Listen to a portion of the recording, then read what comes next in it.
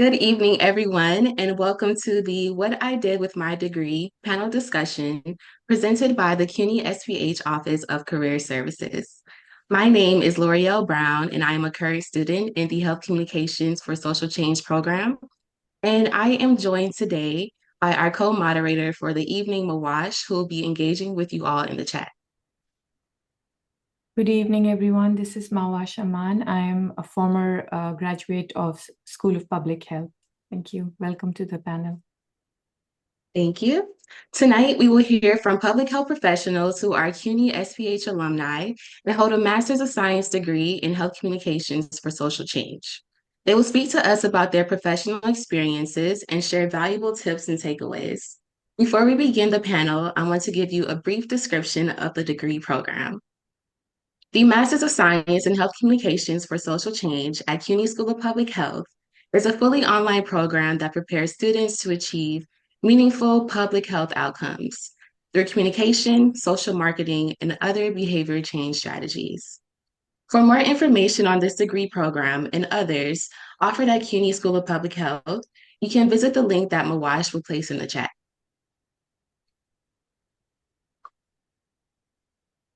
Tonight's panel will include moderated questions for our panelists and a questions and answer segment where the panelists will get to hear from the audience. As a reminder, you are able to visit the other breakout rooms at any time. Until we reach the question and answer segment, please use the chat for any questions or comments you may have. Now let's hear from our panelists. Good evening, panelists. I am so excited to speak with you all tonight. I look forward to hearing more about your experiences as CUNY SPH alumni and public health professionals. To get started, will each of you please introduce yourselves to the audience? I can start. My name is Abigail. I graduated from CUNY in 2021.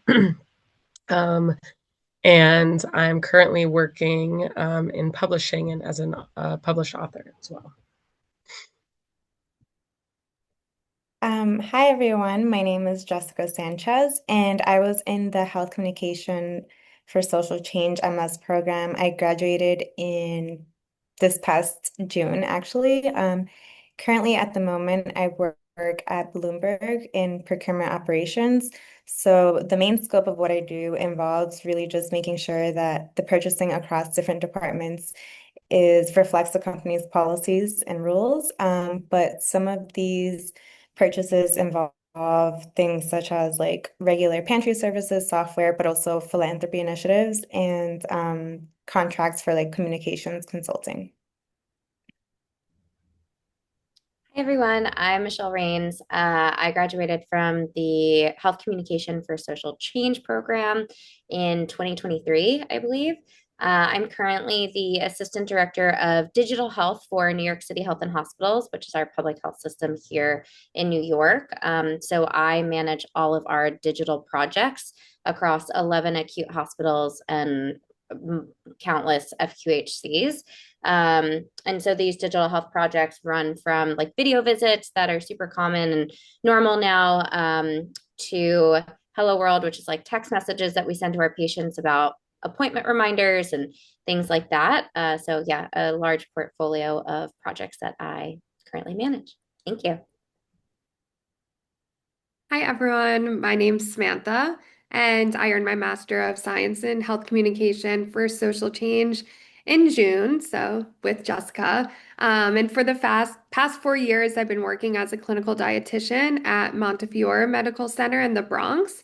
And I focus on patients with neurological conditions primarily and help patients who are critically ill participate in interdisciplinary care planning and also help develop policies that support efficient patient-centered care. And then beyond the hospital, I'm passionate about combining my nutrition background with health communication to help craft messaging that drives positive behavior change and ultimately improves public health outcomes. Thank you all for sharing. Now that we know a bit more about our panelists, we will proceed with the moderated questions. So my first question is to each of the panelists. Why did you choose to pursue a graduate degree in health communication for social change?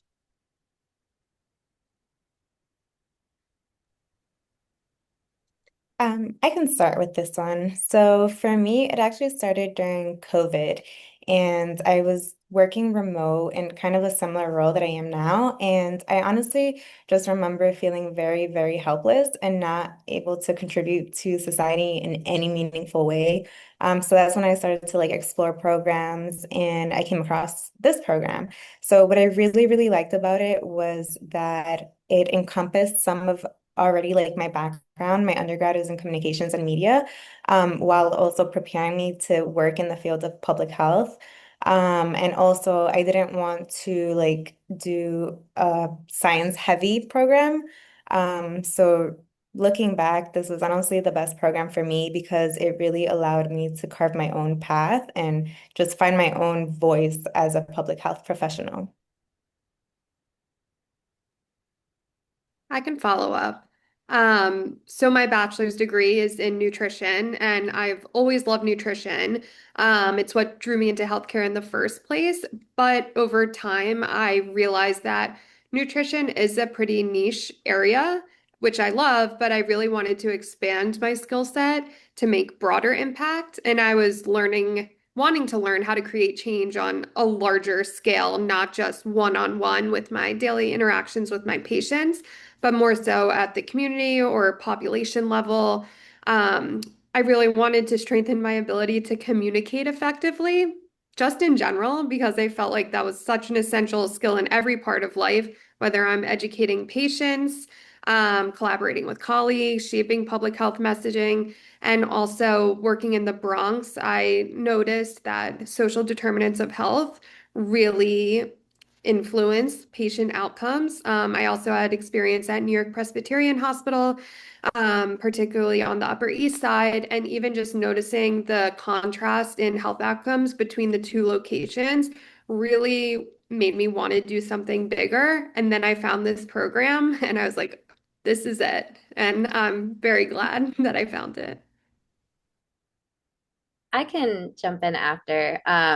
I similarly found this program during COVID. So I've worked at New York City Health and Hospitals for almost 7 years now. And working there during COVID, I was just noticing that we weren't doing a very good job of communicating with our patients. And not only our patients, but some of the conversations I was having in my personal life with family members, especially surrounding vaccines and tough conversations that were, being had during COVID. I just didn't feel like I had the tools and resources to be able to address that effectively. And I'm really, really grateful that I found this program. And it has really shaped a lot of the work that I'm doing now, and how I approach my everyday work that I do now. So, really happy that I graduated from this program. Yeah, I think my story kind of is similar to a lot of the other panelists. I was during COVID, I was working in an ICU and with plans of going to nursing school and getting my nurse practitioner. But I had always there was always part of me that missed being a little bit more in a creative position. Um, and there was always a lot of things that I saw in the hospital that, were very public health oriented, that were very systemic. And I found this program when I was kind of searching for schools and thought that this would really tie in a lot of the things that I felt was missing in my career, but also that it was really necessary, especially, working in the hospital during COVID and just the lack of communication all the way down the line. And then seeing what people were hearing. I live in South Carolina, and seeing what people were hearing in the media and everything. It really felt like this would be something that I could lend my creative skills to and really blend that with public health. Wow, thank you all for sharing. I think what I see is that there is a trend with COVID-19, like really just showing us that there is a need for effective health communication. That's really needed to help, the public. Abigail, when did you first realize that your passion for writing can be a career path? And what advice do you have for someone who wants to be an advocate but doesn't see themselves in a traditional public health role? Yeah. So I, as you probably noticed, have transitioned out of public health as my main domain, so to speak. I work in publishing now. I was most recently working for the state health department and health equity. And I truly am very passionate about public health, but I've also always been passionate about writing. And I had a bit of a sabbatical between jobs before I got into the Department of Health.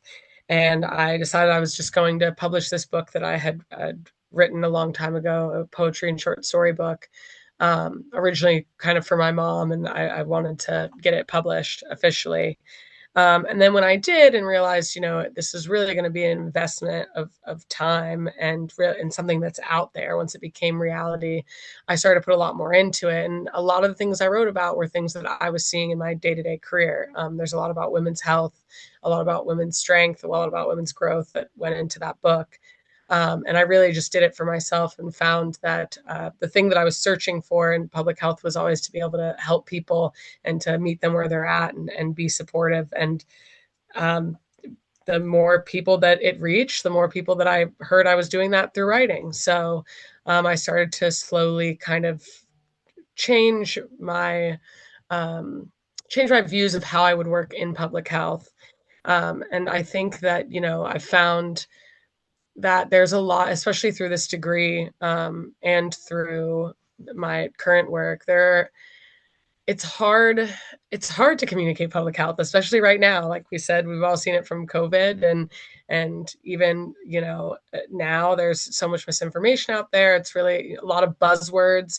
It's very hard to get real, true public health messages across. And I've been able to do that in a way I never imagined, which was through poetry and writing and really breaking it down to raw emotions. And I think that it's a little bit easier for people to digest art sometimes than it is fact and logic. And it brings out their emotions and shows us that we're all human.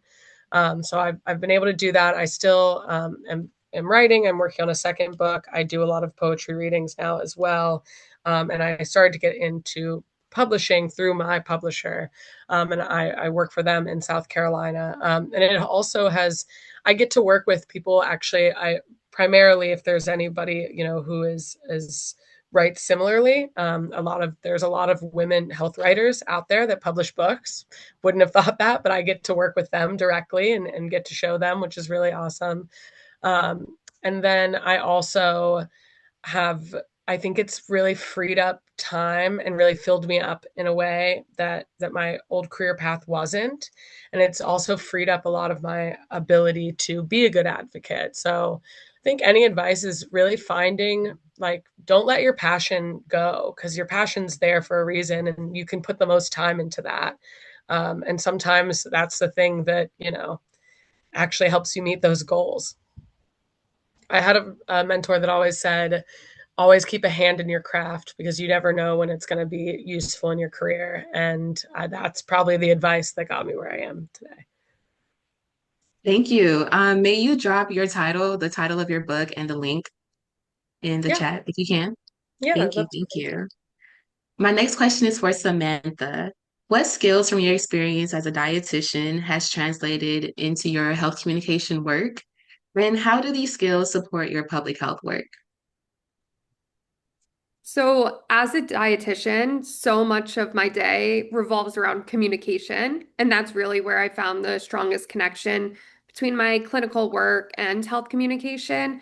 Every single day, part of my job, I'm taking complex medical or nutrition information and trying to translate it to patients and families in a way where they can actually digest it and use it and understand it. So, that skill of simplifying complex information while still keeping it accurate and empathetic is definitely at the heart of effective health communication. And I'd say another skill that's translated surprisingly well is behavior change counseling. These were courses I had to take in undergrad for my degree. And in nutrition, it's not just about giving someone a meal plan or telling them what to eat. It's really understanding their motivations, their cultural background, and barriers to being able to even get the food. So you really have to figure out what truly resonates with that person and tailor your approach accordingly. And this same concept applies when you're creating a message for a community or a public health campaign. You really have to consider what will inspire people to take action, who your target audience is, not just the information you want to share.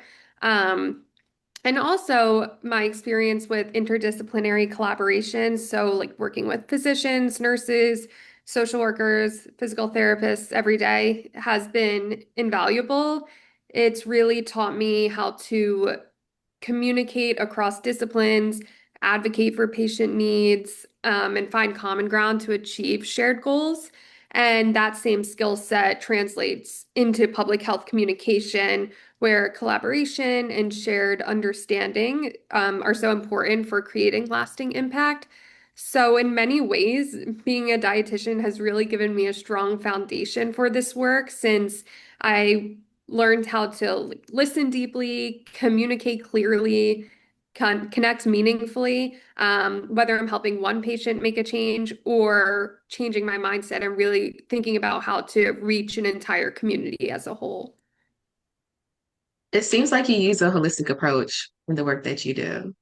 Yeah, definitely. I think it's so important, especially in the clinical world. It can get easy to get lost in all the details and just the clinical work, but it's really important to look at the large picture. And I think this program has really opened my eyes to a whole new approach, which is exciting. Thank you for sharing. So, Jessica, what led you to pursue your PMP certification, and how do you see that certification supporting your career path moving forward? And can you please describe in more detail what a PMP certification is? Yes, of course. So PMP certification is Project Management Professional. So it's an exam that you take after like a couple of weeks of studying. And the reason why I am going for it right now is because eventually, like, I do want to be either a project manager or eventually a program manager in a field like sustainability, or philanthropy or just global initiatives. And I want to be able to make sure that not only am I leading the projects effectively, but also the people. Like I don't just want to like manage projects. I want to be able to like inspire and also just make sure that everyone is inspiring others. And also similarly to Abigail, I'm not currently in the field of public health. I don't come from the background at all, but that will be my next move. I'm just taking some time from graduation. Yes, take your time. I like how you talked about just wanting to be like a good leader. I think that is something that we really need, and I think that certification can definitely like assist you with that progress. So Michelle, what has stood out to you the most about working in public health in New York City? And how has this experience shaped the way that you approach your work? Yeah. First, I will just say, Jessica, working in a public health system in New York, strong project managers are what we need the most. You'd be surprised when we get grant money and then assigned a project manager and it just like falls flat and it doesn't move forward, or it takes like an incredibly long time for things to move forward. So a PMP certification is definitely something that we look at. It's not actually something I currently have, but I've worked as a project manager for over 5 years, and it's tough work, but it is so necessary. And you feel like you're down in the nitty gritty of all of the work, but to be effective and to get projects from inception to the finish line, oh man, does it feel so good to like know you actually did something, and like especially being able to either affect like patient care or make things a little bit more optimized or efficient. Like it's just such a great thing. So cheers to you for doing that. We definitely need more of it. So to get to your question, what has stood out to me about working in public health? So I came from Charleston. So Abigail and I actually both lived in South Carolina. And I was working at the Medical University of South Carolina down in Charleston. And moving to New York was a huge change. And working in our large public health system. So as I said, we have 11 acute large hospitals across all 5 boroughs, and then many FQHCs scattered throughout. Um, And I work in what we call central office. So central office manages over like all of these hospitals. Think of it more of like an umbrella. Central office is up here, and we manage over all of the hospitals. Um, I didn't realize how incredibly different every single hospital was going to be, and how you have to approach it as, like one size does not fit all, especially in the way that you're doing project management and the way that you're doing communication with our patients. You have to look at each facility, each hospital as its own entity, and look at the diverse population that they're serving, look at the barriers of the patients that they're, facing every day, and how can we then tailor our messages, communication projects to that specific population. And I think that's one of the main things that we really learned in health communication for social change is like you have to meet the population where they're at. And you need to do things, for that population in mind. So for me, what stood out was going to all of these facilities. It sounds so elementary and like easy and normal, but it's, when you work in central office and you're in a cubicle all day, and you just think everything's working. It's not. Like, you have to go to those facilities, you have to be in the neighborhoods, you have to understand the cultures of the people that you're serving. And I think that's a big thing too, is like, we're here to serve people, we're here to help our patients. And it's, money is not the bottom line, which it is in a lot of private organizations. Public health, we're here to better the outcomes of our patients, because then that makes everything better. So for me, that was a big learning curve. And that was a really inspiring way to then also feel incredibly passionate about the work that I do and the people that we serve. But taking that back into my everyday work of like, okay, so Harlem Hospital, completely different than if I'm working out in South Brooklyn. So keeping that in mind. So, Michele, would you say that you see the importance of community engagement and partnership in the work that you do? Oh, Yeah. absolutely.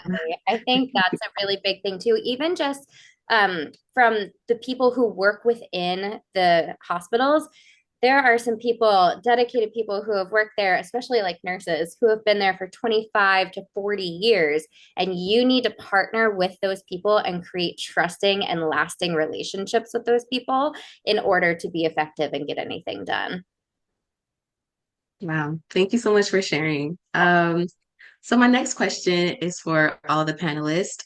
What job search tips do you have for those currently seeking employment in public health? I can go. I'm currently in the process of looking for new positions and interviewing. And one piece of advice that I've been given and that I'm really taking into consideration is to look beyond the roles that just perfectly match your background. Like for me, for example, just because a job title doesn't say dietitian or list every single skill I have doesn't mean I'm not qualified, doesn't mean you're not qualified. Um, Most of the skills you do have, you will realize that they are transferable, like working with interdisciplinary teams, communicating complex information clearly, motivating behavior change, problem solving in fast-paced environments. These are all skills that you can apply elsewhere into most things. And another avenue that I've gone down and have been doing is reaching out to people, and there's no reason to be embarrassed or intimidated. Just reaching out, being proactive, even requesting informational interviews, just building that connection. Because, for example, even if a position isn't available at the moment, if you like what they do, you may as well learn about it, and you never know when something can open up down the line. And most people are going to be happy to share that information, and it's also okay to be rejected. Some people are just going to ignore your message, and then nothing in your life changes and you go about your day. So it's really not, you shouldn't be afraid to apply to roles that push you outside your comfort zone, even if it doesn't have the same title as your current role or what you're studying. And sometimes those positions can help you open the next door. Thank you. Kind of going along with that, I'd say think outside the box. There's so many roles in public health, and I know I strayed a little bit. But there are so many roles within public health that, you might not even know exist. When I was really searching for more creative public health work, there were so many things that I just didn't know existed until I found them. And that's not just, don't limit yourself to a job search. Really search throughout the field itself and find your place in it, and then find your people, and then find the job. Because if it's something you want to do for a while, you're going to need all of those things. And those are just as important as an open role. Absolutely. And I'll also say, like, use your network as much as you possibly can. Reach out to people. I think Samantha saying educational interviews, I did a lot of that before I got into my current role. And it's, again, a great way to learn about different roles that exist within public health that you wouldn't have typically known. And just to also piggyback on apply for things, even if you don't think you're qualified, we're all out here faking it till we make it. Working with the leadership that I've been able to work with, everyone's amazing, but we're all figuring it out as we go. Like, we're all kind of just faking it. So just like apply for the job, and you don't have that imposter syndrome. Just apply and see if you can get a foot in the door, and then it can lead somewhere else.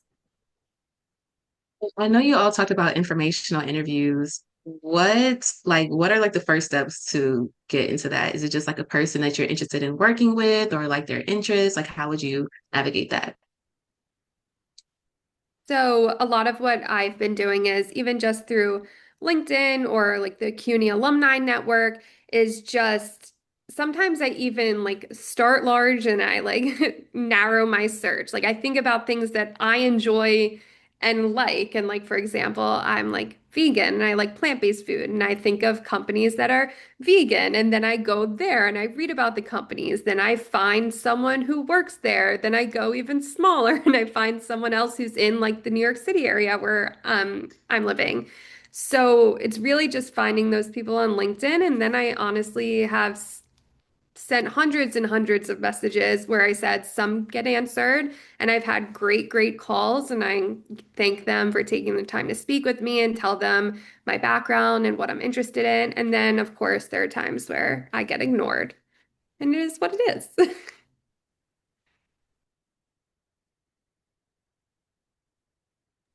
Curious on what advice would you have for current students who are new to the job search process, but also for individuals who've been doing the job search process for a while? Like, what advice do you have for them to not feel discouraged? I would say right now, too, just because of everything that's happening, the current administration and the current environment that we're operating in, just a reminder that everything is temporary. And even if you're feeling discouraged right now because, certain companies or organizations aren't hiring, they might be on a hiring freeze, it's just temporary. Like, we're going to get back to doing the work we need to do. So definitely don't let it discourage you. Yeah, I think there was a point where I had to limit myself because I was even searching things on Instagram or and messaging people all day long. I think there sometimes becomes a point where you get burnt out. So sometimes scheduling, like, this is my 2 hours a day that I do job stuff, and then the rest of the time I'm not doing that at all the rest of the day, and kind of limiting yourself. Because sometimes ambition can get the best of you, and you do get burned out from searching for jobs, especially right now. And you don't want to miss the right one because you're just too exhausted from applying to everything and anything. I think for me, very similar, where I'm choosing to be very intentional this time around because my first two roles, including the one that I have now at Bloomberg, I've just been very fortunate to not have to not say work so hard, but I just got extremely lucky where I got recruited on LinkedIn. But it wasn't in a field that I'm passionate about. I am passionate about public health. And so I want to make sure that I don't just jump to the first thing that I see. I want to make sure that this really aligns with what I see myself doing and growing in for the next few years.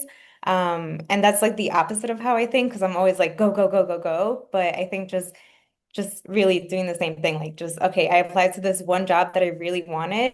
I'm not going to apply to 20 more jobs because I'm going to burn myself out doing that. And just continuing on with my day.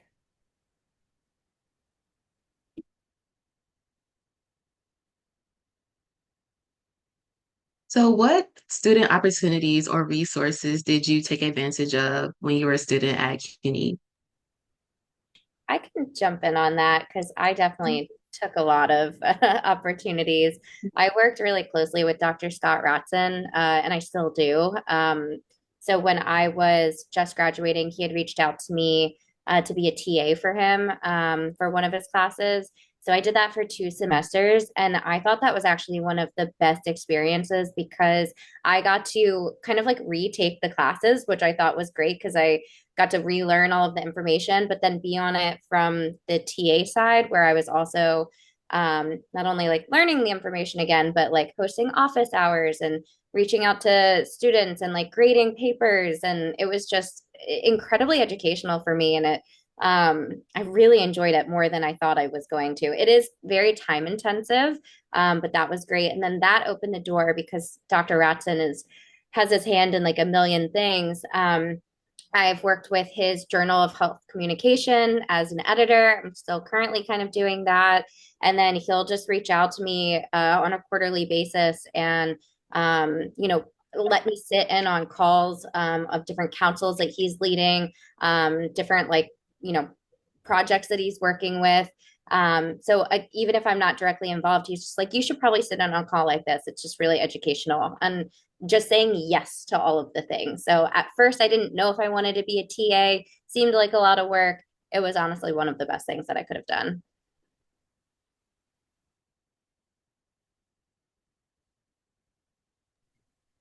I definitely took advantage of connecting with professors, also from going to office hours, obviously asking questions, and getting to know them beyond the classroom. And that definitely opened up so many opportunities. For example, I worked with Professor Palmetto, who's one of the professors of the program, and we submitted together a proposal through the National Association of County and City Health Officials and the CDC's Division of Heart Disease and Stroke Prevention. And the project was focused on building multi-sector partnerships to advance health equity and cardiovascular disease prevention, which definitely combined my interest in nutrition and public health. And it was super competitive. And at the end of the day, we ultimately weren't selected, but that wasn't even what I remember of the experience. It was just such a valuable thing to go through the whole process and collaborate with him. And it definitely showed me the importance of putting yourself out there and, like Michele said, just say yes. I wasn't sure if I wanted to go through with the whole thing, a full-time job, part-time school, and another thing on top of that, but say yes and you will be happy you did. Yes, I definitely agree with that. My last semester, I had to do my capstone project, and um, Professor Palmetto was like, there's this opportunity for a fellowship with the Harlem Health Initiative, which was actually founded by CUNY SPH. So the initiative was as a health communication specialist, and I just said yes. And it was honestly the best thing that I could have done because I got to work with amazing people who are so passionate about what they do. So Harlem Health Initiative is actually in the CUNY SPH building, and it's kind of, I think it's 4 full-time staff members, but they do everything, like from building the community and combining the outside community with the college. It's just, I'm so fortunate to have met them. But not only that, like they were so supportive of the work that I was doing. So I was creating digital content for them on their social media. So if you look at their page, you'll see some of the work that I have done. But they just kind of let me go at my own pace and they taught me things.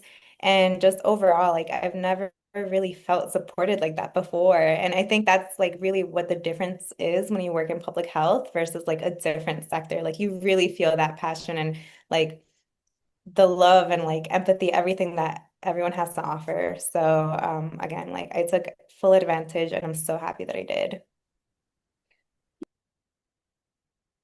Thank you, Jessica. I like that you talked about your capstone project. Is anyone else willing to talk about their capstone project and like how you navigated that and like what ideas, like what led you to that capstone? Yeah, I'd be happy to because I actually also was presented with an opportunity to work with the Pandemic Response Institute. That's a partnership between CUNY SPH and Columbia. And so I worked with them for my capstone project. And Jessica, just as you said, it was a lot of work, and it was like working full time, also going to school, and then the capstone on top of it. But it was, I mean, I met so many incredible people who work at Columbia, work at CUNY SPH, and I kind of organized an entire conference, like a full day conference for SPH, and we came up with like a proposal at the end of for the Pandemic Response Institute that they were submitting, and so that was my whole job as like a project manager for this conference, and then helping with the proposal, and it was a lot of work, really hard, but pretty incredible because I would have never chosen to do something like that. But to say that I got to work with the Pandemic Response Institute in New York City was pretty cool. It's very cool.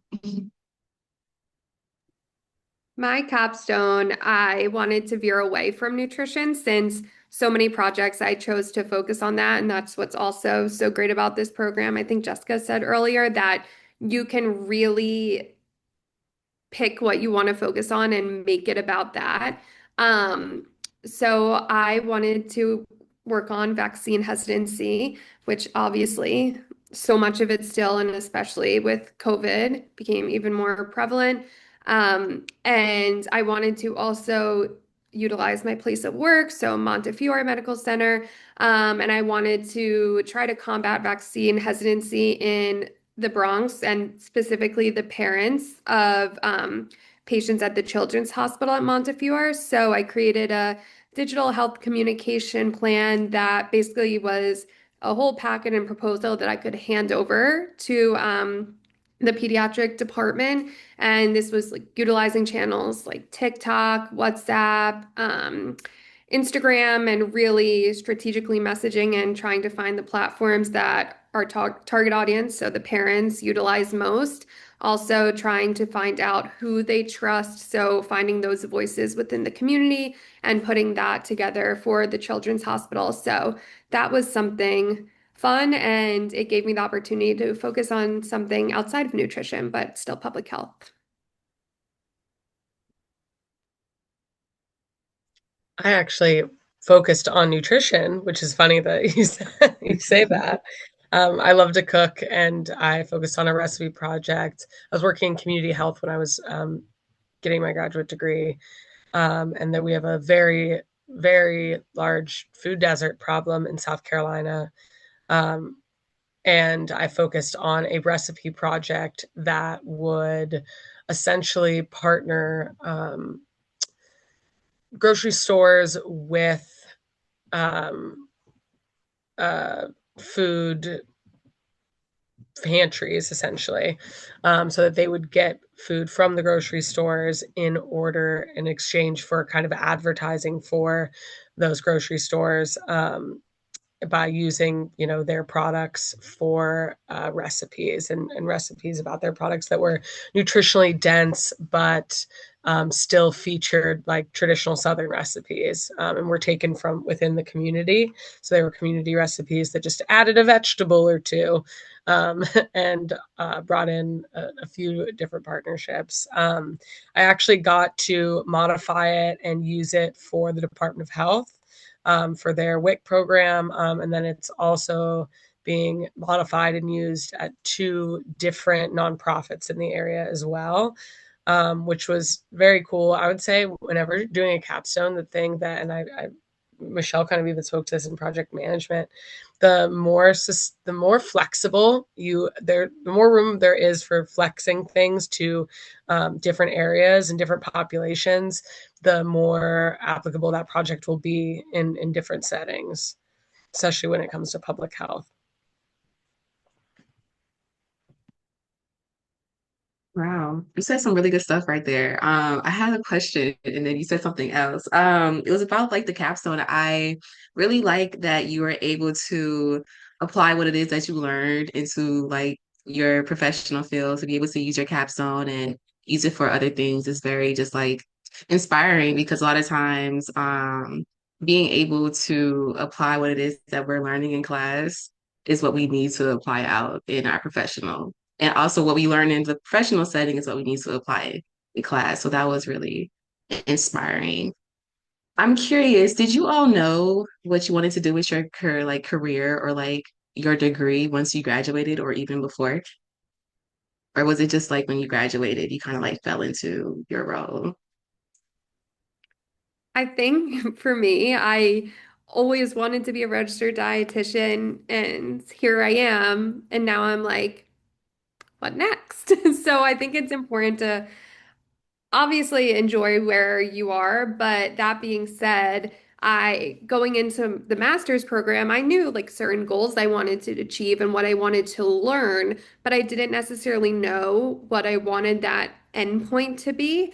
And I'm still in the process of figuring that out. And I think sometimes that's why you're doing these informational and educational calls. You're not necessarily going to know, unless, of course, you do. But you might not know until you really see and hear about someone else in a position that resonates with you. So even for me right now, I'm exploring areas that I didn't even think necessarily I would potentially go into, such as like pharma and health tech, that I hadn't necessarily considered that before. But bringing a public health lens to that could be something so beneficial. So it's really being open to different paths, and it's okay to not know. And even if people say they know, a lot of times they don't. Yeah, I was lucky that I was already in my current role while I was going through the graduate program. But I will say, so I have a bachelor's in public health, and then I've only ever worked in like digital health, like the telehealth space, like my entire career.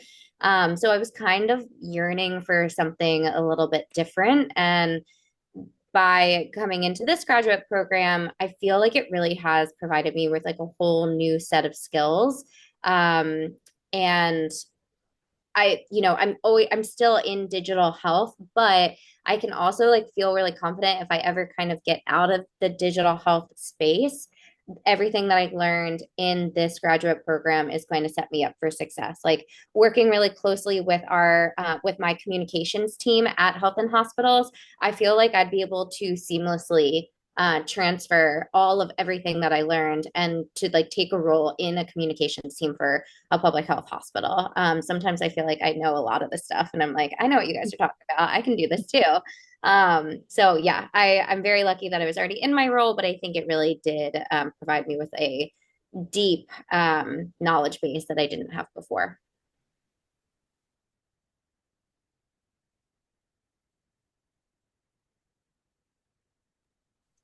I definitely did not think I would be in this role when I was getting that degree. But I think that's one of the things I love about health communication for social change is I've been able to apply to so many different types of jobs because of this degree, and it still supports that. And also, it's a lot of job interviews, like you don't always get asked about your degree as long as you have it. Every job interview I've ever had since having that title on my resume, everyone's like, "What is that?" So it definitely stands out. I think people really find it interesting. It's a very unique degree, and I really, I definitely encourage you to look at, not just attend things like these, but also other people's capstones. Really were inspiring through the health communication capstones because they were so different, so out there, and you just see how many ways that creativity can be brought into this world and it's needed and how necessary it is. So I really think this is, I mean, just such a cool degree to have. And I know I think, I can't speak for everyone, but I know most people who have graduated with it are very fond of the courses that we got to take during our time there.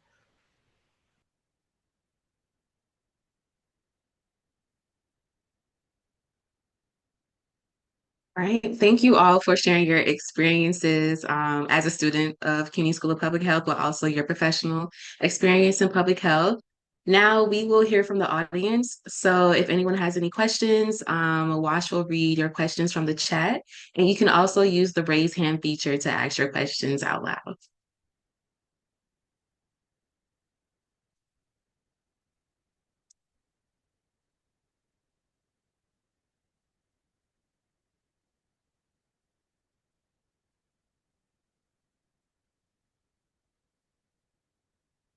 Are any of you a part of an organization or association that you think we would benefit from?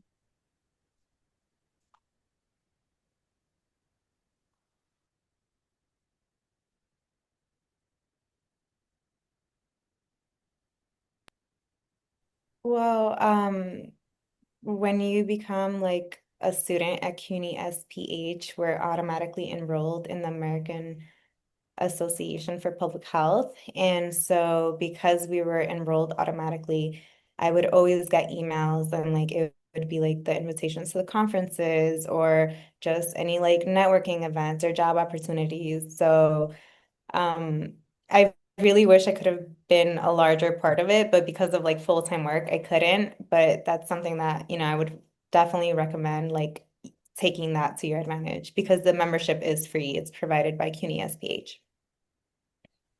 I think there's also a women in public health group that also provides mentorship, guidance, shares job opportunities, and that could be also a great network to explore. It seems like there could be some great opportunities there. Lauren has a question. Lauren, you can go ahead and ask a question.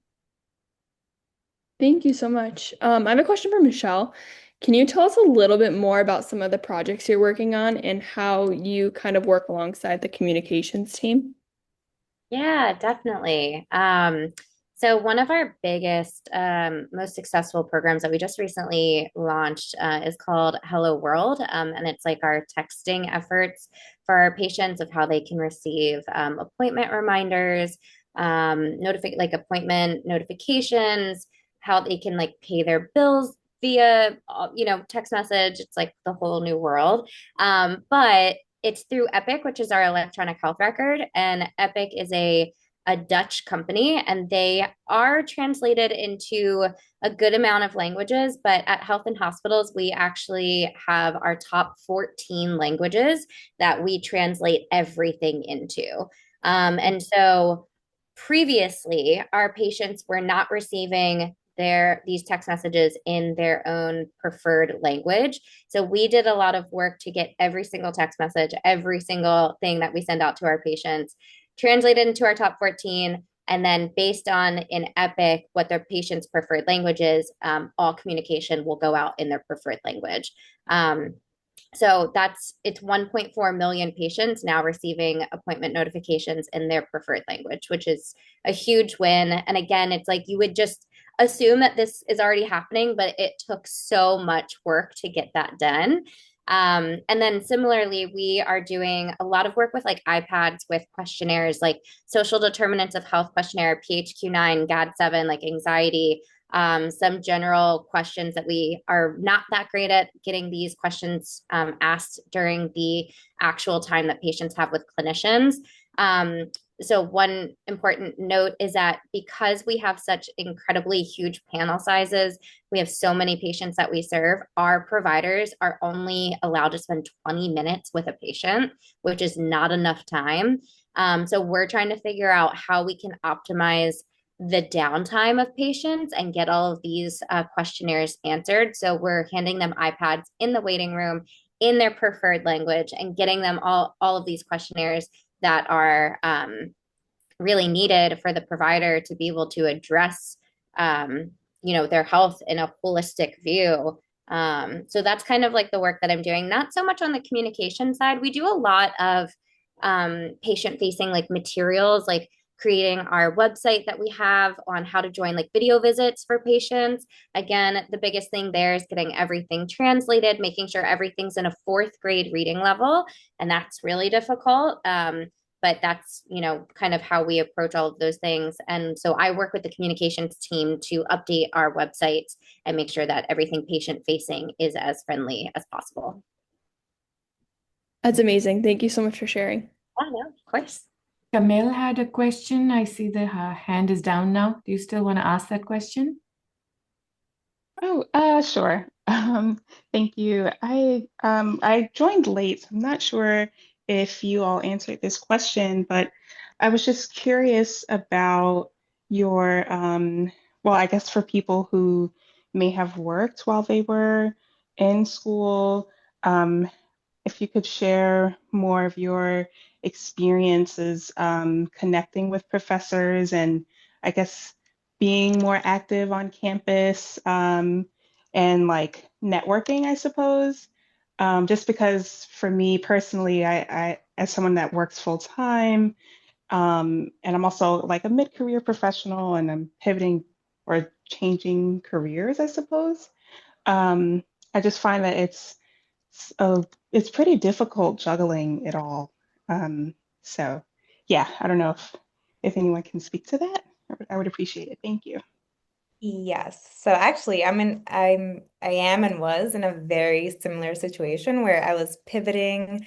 I had a full-time job and I didn't know how I was gonna like manage to balance it all. But the number one thing I will say, just it was very helpful for me that the program was fully online. And in terms of like professors and networking, I know Professor Palmetto, he's one of the directors of the program, I believe. He does like a networking event in the beginning to get everyone to know each other.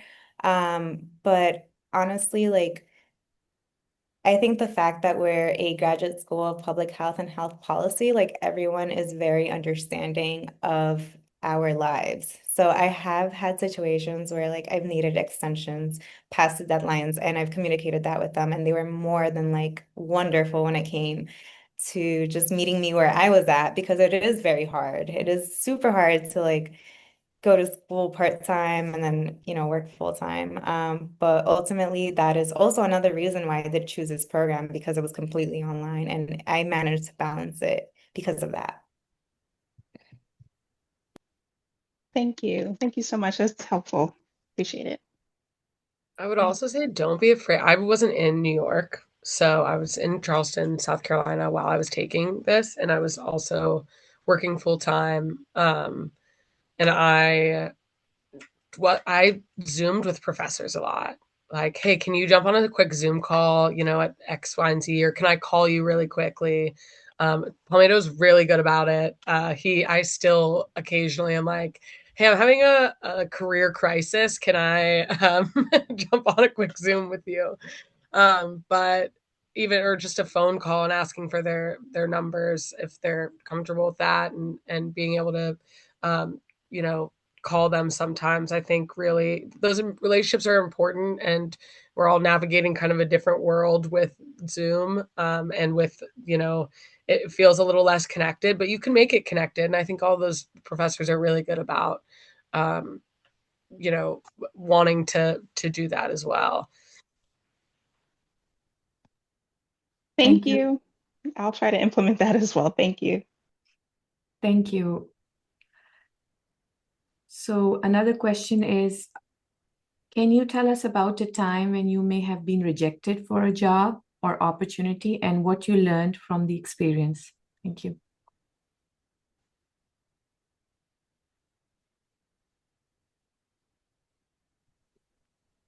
Sorry, go ahead. So No, you you go go. first. Okay, I'll go quickly. Rejection is just something that is going to happen at some point.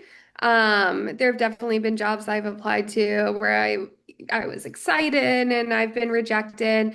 And I think it's important to note, like, in a time of like AI and technology too, you don't even know necessarily if, like, let's say a human even looked at your resume. So it's hard and you have to really like find those buzzwords and tailor your resume, but that's also where those connections and like your network is super helpful, because if someone hands your resume to someone,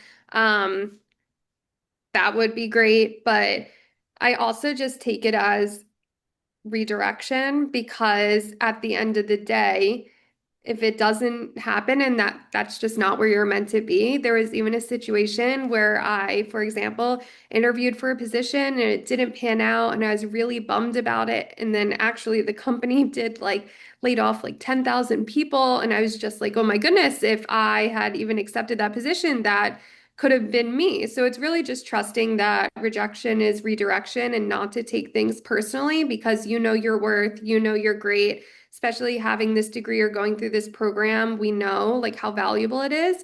And it's just being able to express that and show that to someone else. And the position and the timing, it all has to align.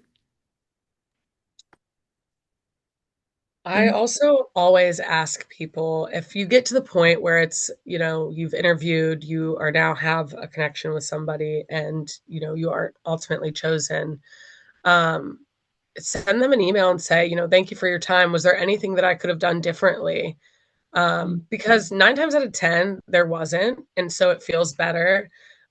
This is actually just one specific time that had I asked because I was really upset because they were pretty gung ho in all of the interviews, and I was a little confused because they had even sent an email to a colleague or a friend and colleague of mine who had recommended me and said how much they enjoyed me. So I finally sent that email, which I was a little scared to because I didn't want to hear that I did something wrong. And it turns out that it wasn't. I was too expensive, essentially, is what they said.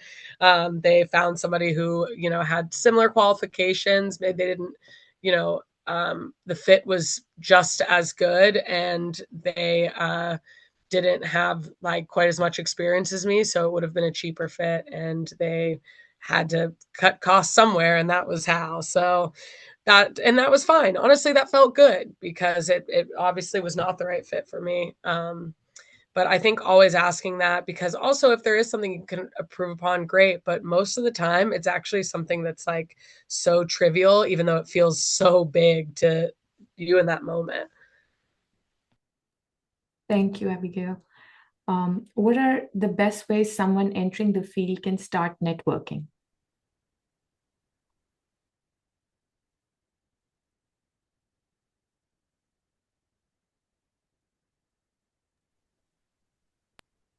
I feel like we've kind of touched on this a couple of times, and I'll just say it again. I think really utilizing the professors that we have here.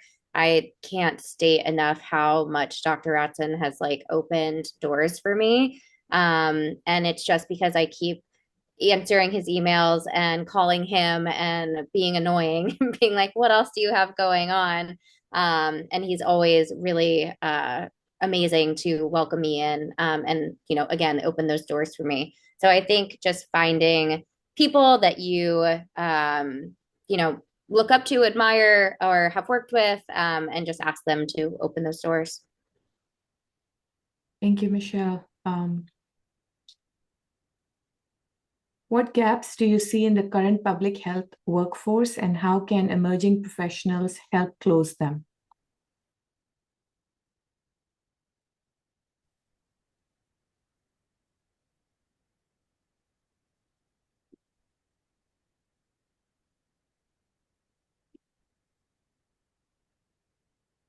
Can you restate that question, Mahwash, please? Yes. What gaps do you see in the current public health workforce, and how can emerging professionals help close them?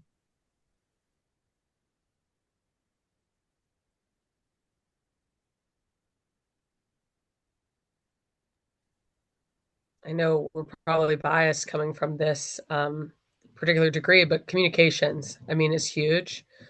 I actually saw, and I can't remember exactly who it was, but some public health organization, social media just got a huge revamp and they started doing which which vaccine would you be? And it was kind of like horoscopes, but for vaccines, which I thought was hilarious and also genius. Because, don't be afraid to be silly. We're also professional and clinical all the time, and really to connect with the public, it's a little more creative than that.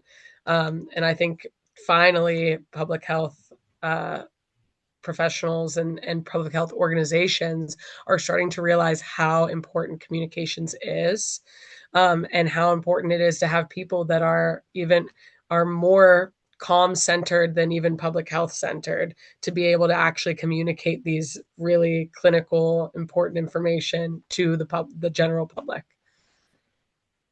Thank I know you. what you're talking about, Abigail. I think it was Yale School of Public Yes. Health. I Yes. saw it on Instagram and I was scrolling and I was like, well, this is going to catch someone's attention and this is pure genius because Yeah. it's taking an emerging trend and putting it towards public health. And I mean, that's everything we learned in our degree. So, yeah, that was really cool to see and shows how communication is so important. Mm-hmm. Thank you. Can you speak more about pivoting out of a different industry and into a public health role? Are there keywords or titles you look for, job boards you know of, tips that you have? I can speak to this one. So that's currently me right now. And one of the things that I've learned to look for, and I think we've touched on this also like throughout the panel, is think outside the box and just be open to different things, right? So public health isn't just like working in a hospital or a clinic, or like a community engagement center. It could be in corporate. So, for example, like here at Bloomberg, like I'm looking at anything related to sustainability, to climate change, corporate social responsibility. That is like a favorite job title to look for me, and philanthropy. So that's definitely what I look for. And then also I did find a page called Idealists. So it's a job board that has like more social impact roles in companies. So that's all of the things that I've been doing so far. And also in regards to like my fellowship experience, like as a health communication specialist, like that really helped bridge the gap, right? Because I couldn't really say that I was like a public health professional and I had no experience, only my school experience. So I'm thankful for that as well. And that's why, again, like just say yes to everything that comes your way when you're at CUNY SPH. I'll also say, just to kind of toot the digital health world a little bit, I didn't even realize, like when I graduated from college, that telehealth and digital health was going to become and explode into what it is today. There are so many job opportunities, and it like weaves in public health in like the most interesting ways. I mean, talk about like health equity, being able to offer video visits for patients who are afraid to come into our clinics right now because of ICE raids or because they don't have transportation to be able to come into the hospitals. Like it really levels the playing field for a lot of people. And so I think health tech, telehealth, digital health, there's, I mean, so much job opportunity within vendors. You know, every single private or public health organization has an entire digital health team. So yeah, lots of job opportunities there, even in this current climate, maybe more so.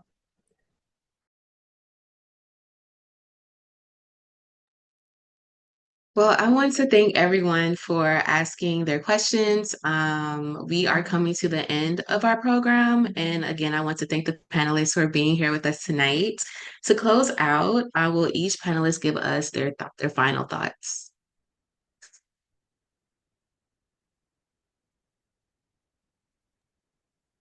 I just want to remind everyone that it's okay to not have everything figured out right away and that growth doesn't happen all at once. It happens little by little through every class you take, every conversation you have, every time you take initiative to spark a conversation, every challenge you work through. And there will be moments where you feel unsure or you may question decisions, but that's tends to be the time where the biggest growth happens. So it's important to trust the skills and experiences you're building now or you're preparing for, even if you can't see it yet. And public health needs people like you. It needs people like us, people who care, people who ask questions, people who want to make things better. I mean, right now that sounds crazy, but that's kind of rare. So if you keep showing up, keep learning, keep believing that the work you're doing or will do makes a difference, then it really will.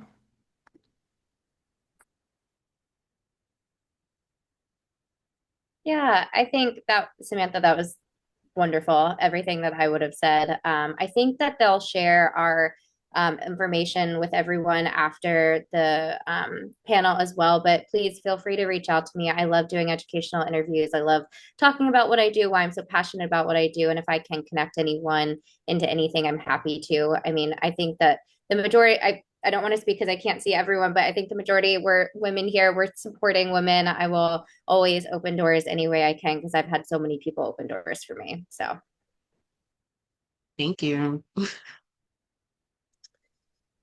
I think, right now, public health there's so many things, and we're used to thinking so macro all the time, and it can be very overwhelming, especially right now. And, times when, like during COVID and things like that, it was really, it's hard for public health right now. But that's just when we have to get more creative and think smaller. Don't be afraid to be working within a small community, because those impacts are just as big, and they will travel just as far as the big impacts. And just helping one person, I mean, really is like your why shows through that. Just realizing that you've helped even just one person will really keep you going. So don't be afraid to think small and stay creative. And as for me, I just want to say that the public health field is made of resilient, empathetic, and giving people. And the work that we do really does have a lasting impact on others. However, we can only be of service to others when we make sure that we fill our own cup first. So I just want to emphasize how important it is to take care of yourself first. Wow, thank you. I have to give you all a round of applause. This was a great panel. You all talked a lot about your professional work, but also as students, ways that we can, navigate the job space, but also just navigate the public health. So on behalf of CUNY School of Public Health and the Office of Career Services, we want to thank everyone for coming out tonight. We hope that this panel was insightful and encouraging. Please visit the Career Service website to learn more about the resources available for CUNY SPH students and alumni. Staff will be in the main Zoom room for a few minutes if you have any questions. Tonight, you will also receive a post-event email with the contact info sheet that was brought up, so you can directly connect with our panelists. I will be reaching out. The panel recordings will be available tomorrow, so don't forget to complete the brief feedback survey that will pop up once you leave the meeting. I hope you all have a great rest of your nights. And stay warm. It's getting kind of cold now, so make sure you stay warm. thank you all so much. It was wonderful to Thank be you. here. Thank you. Thank Thank you. Thank you. Bye, you. everyone.